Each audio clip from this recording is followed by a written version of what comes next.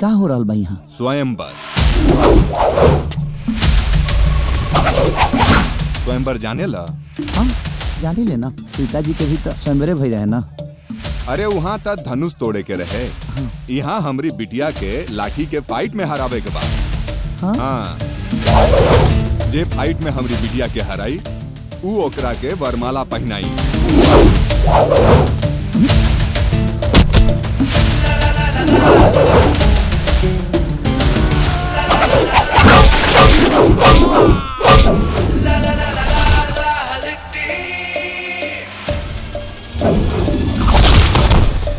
स्वयंवर में चलबा कि वापस जाइबा? अब आ गइल बनी तो बिना ब्याह के लिए ना जाए।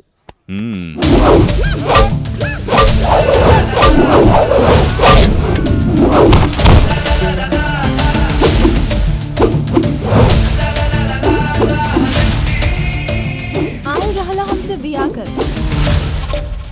अब बियाह के बारे में जीवन में कबो सोचिए भी। और के हुआ हमसे बियाह करे वाला? हम बनी, हम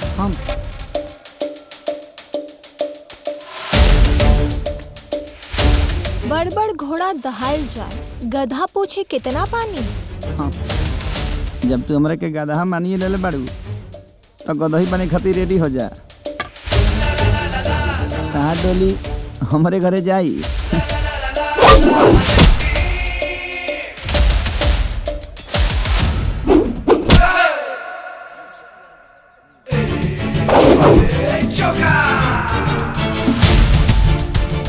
चल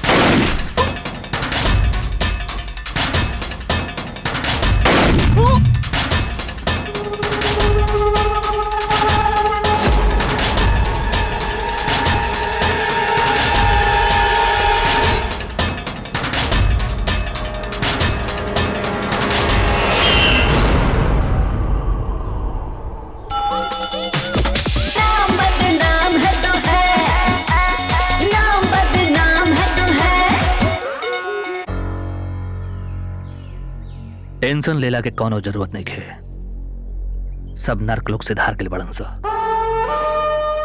डायना यानी मौत के आईना, जे टकरा जाला उ ठोका जाला।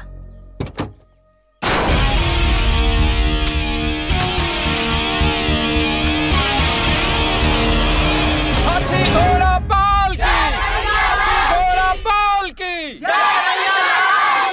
हाथी घोड़ा पाल की, हाथी घोड़ा पाल की, जय कन्हैया लाल की, हाथी घोड़ा पाल की, जय कन्हैया लाल की, घोड़ा पाल की। हम ही कहता नहीं। अब इंतजार कौना बात के बा। नाव द्वारा कुछ लोग वृंदावन से आवता। हाँ। मूर्ति नदी से निकलल बा। हाँ। ये वजह से मूर्ति नदी के रास्ते ही जाई ताकि अपवित्र ना हो सके। अरे भैया, मूर्ति एहिजा से निकलल बात, एकर स्थापना एहिजा न होके के चाही, मंदिर एहिजा न बने के चाही। तार बाप मूर्ति बनाई है, तार दादा सुरक्षा करी है। तारा पता बा करोड़ों की मूर्ति बा।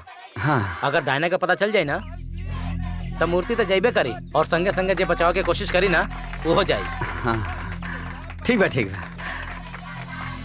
मूर्ति हवाई जहाज से केहू लेके जाओ, चाहे पानी के नाव से। ई करोड़ों के कृष्ण जी की बांसुरी त डायना ही बजाई। डायना।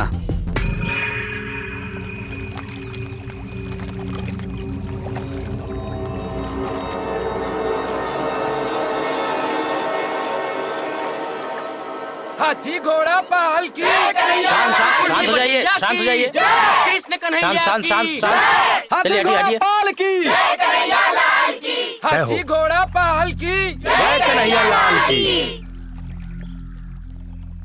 जय श्री हाथी कृष्ण। घोड़ा पाल की, जय कन्हैया लाल की।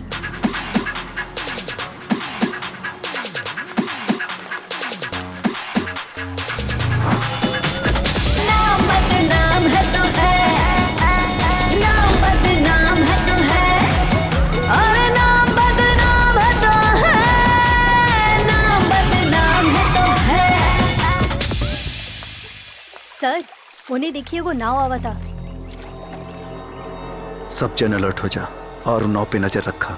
हो सकेला उडेना गैंग होके। सही कहा धनी सर। एकदम होशियार और चौकन्ना हो जा, कोनो चूक होके के ना चाहिए। ओके सर।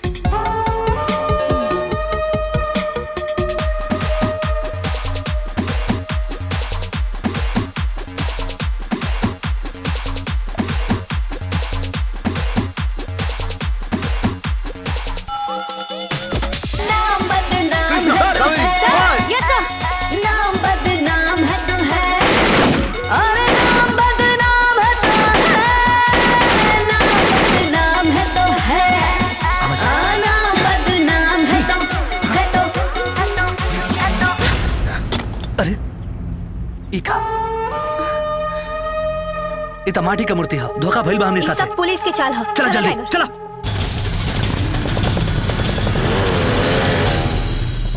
सर, हमनी का प्लान धरल रह गई, वो हमनी के बेवकूफ बना दिलस।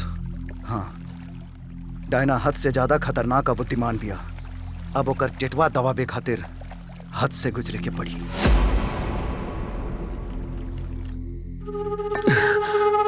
कमीना पंथी के हाथ कदला सम्राट सिंह। ओकर जिंदगी की हिफाजत हमने के मौत के फरमान लिखती डायना। डायना के आशिक इतना कमजोर? हमारे साथ छोड़ दो टाइगर और जाके चूड़ी की दुकान खोल लो। डायना, हम के आपन ना तो हर जान के फिकर बा। काहे कि हमार जान तो तू है हो ना। कहिए तू हमके पागल बना देबा या खुद पगला जेबा? हमरा बुझात था कि सम्राट सिंह तू दोनों के प्रेम कहानी में विलन बन के एंट्री मर लेबा। तो टेंशन मत ल खबरे। सम्राट सिंह के कहां और कैसे मारे के बा ई फैसला हम कर चुकल बानी।